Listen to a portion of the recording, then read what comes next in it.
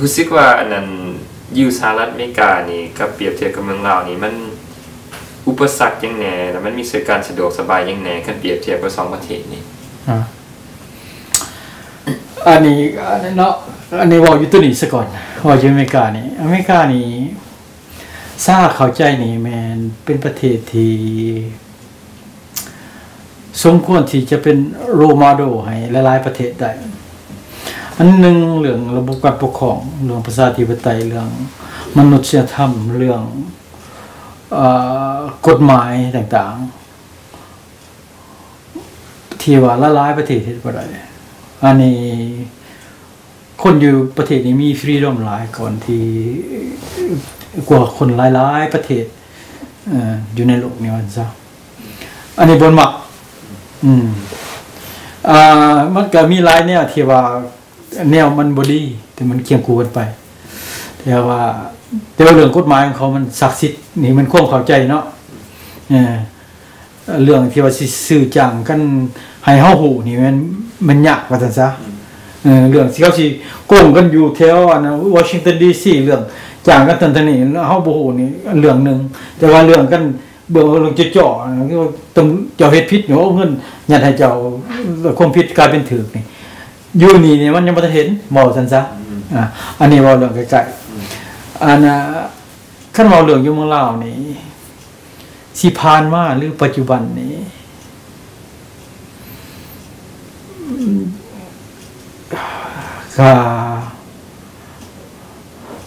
ก็ยังบ่ทันคักเด้อสิแม่นระบอบเก่าหรือใหม่ๆเดี๋ยวนี้ก็ยังบ่ทันคักปานใดเรื่องกฎหมายเรื่องการปกครองเรื่องระบบการปกครองเรื่องเฮ็ดแนวใดมีแนวคิดนโยบายแนวใดที่สิว่าสิเฮ็ดให้ประเทศชาติก้าวหน้าเอาคนจำพวกใดที่ว่าสิมีความสามารถให้เขาเจ้าเฮ็ดหั่นยังบ่ทันเห็นก็คนรัวเก่าก็ยังมีอยากรักษา power อำนาจไว้อยู่พวกใหม่ก็อยากรักษาอำนาจของตัวเองไว้อยู่ถึงว่าผู้อื่นน่ะเสียดีกว่าก็บ่ยอมอันนี้เว้าเรื่องเมืองลาวกับอเมริกามันต่างกันอยู่บ่นั้นอยู่บนนี้อยู่อเมริกาโอ้ผู้นี้บ่มักเขาบ่มักจะปีนี้นะปีหน้าปีใหม่ค่อยโหวตจะเอามันได้อันน่ะคันถ้าหากว่าเฮ็ดได้นะอันเมืองลาวเฮ็ดได้ซ้ำครึ่งนึงอเมริกามันดีแล้วเกี่ยวกับการปกครองระบบการปกครองระบบการพัฒนาประเทศชาติกันนั่นแหละหลังจิตใจของคนมันสะอาดช่วยประเทศชาติแท้นะให้มันมีคือว่าแล้วมันก็ขึ้นกับระบบการปกครองระบบกฎหมายการปกครองนะอันนี้คงเข้าใจแม่ได้มียังเพิ่มเติมมั้ยบ่ฮู้จักเรื่องการเมืองบ่เกี่ยวกับการเมืองก็ได้อยากเพิ่มเติมว่า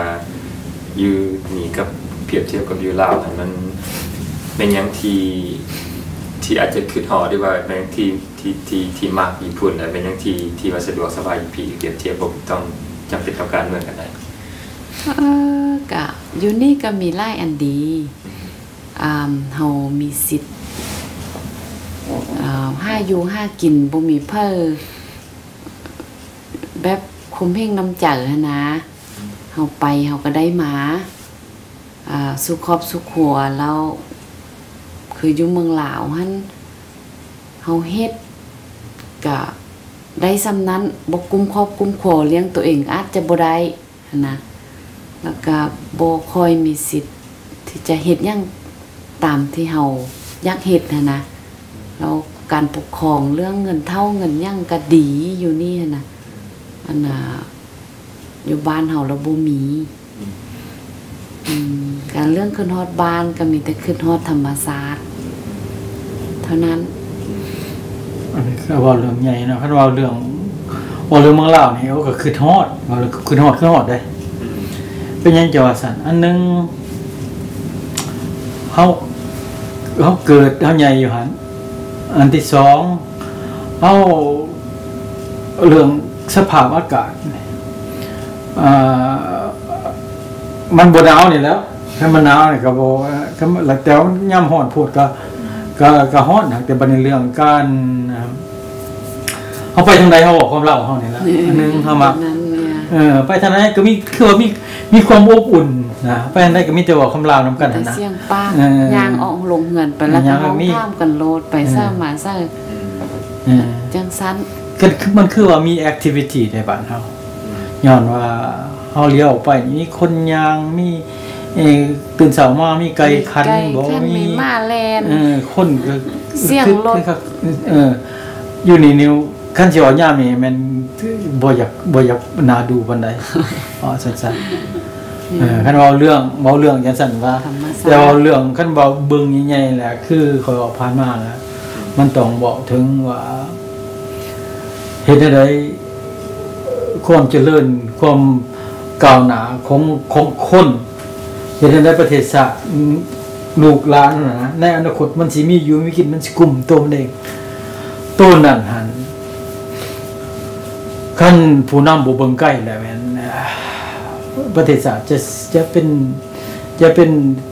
แบบนี้ไปตลอดยังเป็นห่วงประเทศลาวเป็นห่วงคนลาวอยู่ประเทศอยู่บ่เป็นห่วงประเทศนี้บ่อยู่อเมริกาเป็นห่วงอยู่เป็นห่วงอยู่พุ่นหรืออยู่พี่คนอยู่เมืองลาวนะเดินลูกหลานอยู่เมืองลาวนะค่อยคิดฮอดเขาเพราะว่าจังได๋มาคิดเบิ่งว่าลูกหลานมีหลายๆคนเขาจะไปเรียนนะสิไปเรียนเวียดนามสิไปเรียนใส่กลับมาไปเรียนสิเป็นญี่ปุ่นบนอื่นกลับมาล่ะมาเฮ็ดเวียกนะคือบ่พอกินคือว่าบ่พอกินซัซั่นคันสิว่าแล้วมันเป็นหยังเป็นซั่นก็ย้อนนั่นน่ะเศรษฐกิจเจ้าบ่ดีแล้วก็เงินคันเศรษฐกิจเจ้าบ่ดีค่าเงินตราของเจ้ามันก็ต่ำมันก็บ่มีค่าคันบ่มีค่าแล้วจะซื้อหยังมันก็บ่ได้หลายคันจะซื้อหยังบ่ได้หลายแล้วจะก็บ่พอใช้และปัญหาตัวนี้สิแก้ไขได้จังได๋ตัวนี้ก็ยังเป็นย้อนว่าเป็นห่วงจุดนั้นแม่นที่ปัญหาเศรษฐกิจคันถ้าว่าเบสิกนีดคือของคนนะมันถือขับใส่ชื่อว่าถึงว่าสิว่าเบสิกนีดของสแตนดาร์ดของเบสิกนีดของอเมริกานี่มันต้องมีคือมันต้องมีทีวีเบิ่งมันต้องมีรถขี่มันต้องมีข้าวกินเฮือนอยู่น่ะอยู่ว่าบ่หาจะเป็นซั่นน่ะว่าจะมีข้าวกินให้มันพออาหารกินให้มันพอมียานั่นน่ะกินยามเจ็บยามเป็นพอแล้วบ่จะเป็นจะต้องมีทีวีขี่ต้องเบิ่งมีบักใหญ่เบิ่งต้องมีรถขี่คันงามได้บ่จำเป็นหรือว่าแค่ขี่หลายอย่างอันนี้ได้สิกินซื่อมันยังบ่พอล่ะตัวนี้นี่ก็เป็นหนาสมพิษเป็นหนาคือฮอดเขาจะลูกหลานนั่นน่ะก็เวลากับบทนี้ก็แล้วก็อยากให้มีหยังเพิ่มเติมอันสุดท้ายมีหยังอยากฝากฟังแล้วก็ขอเวลาอาจจะ1นาทีต่อคนแล้วก็หลังจากเขาก็ต้องเดินทางนะครับอันนี้ก็ขอบใจเนาะที่มาอันนึงเยี่ยมยามทำข่าวล่ะครับให้ถามผู้เป็นเล็กๆน้อยๆเกี่ยวกับประสบการณ์ในชีวิตผ่านมาการที่ว่าไปถึงว่ามันจะเป็นการแตะต้องส่วนใดส่วนหนึ่งเกี่ยวกับสิเป็นการเมืองหรือบุคคลอันนี้เราก็ต้องขออภัยโทษนำแล้วทั้งหมดก็แม่นว่าออกจากจิตใจแล้วก็ขอบใจที่ว่ามีความคิดมีแผนการอันนี้เพื่อว่าลูกหลานภายหลังที่ว่าที่ใหญ่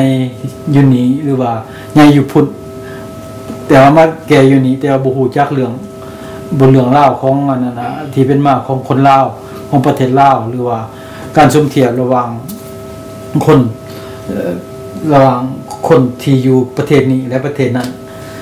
มีความแตกต่างกันจังได๋แล้วอันนี้ให้เขาเจ้าได้ผู้ทวนขึ้นว่า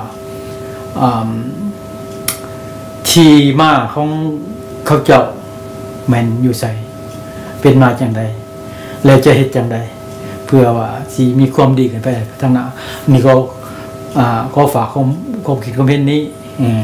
แล้วก็ขอขอบใจอีกเทื่อนึงบ่มีหยังอันนั้นก็มีแต่ขอขอบใจนำดร.วิญญาแล้วก็ผู้ช่วยที่ได้มาสัมภาษณ์เอา เพื่อจะบันทึกไว้ให้ลูกหลานรุ่นหลังให้ได้อ่านได้เห็นค่ะมีแต่เท่านั้นขอบใจ ขอบใจทั้งสองนะ ขอบใจ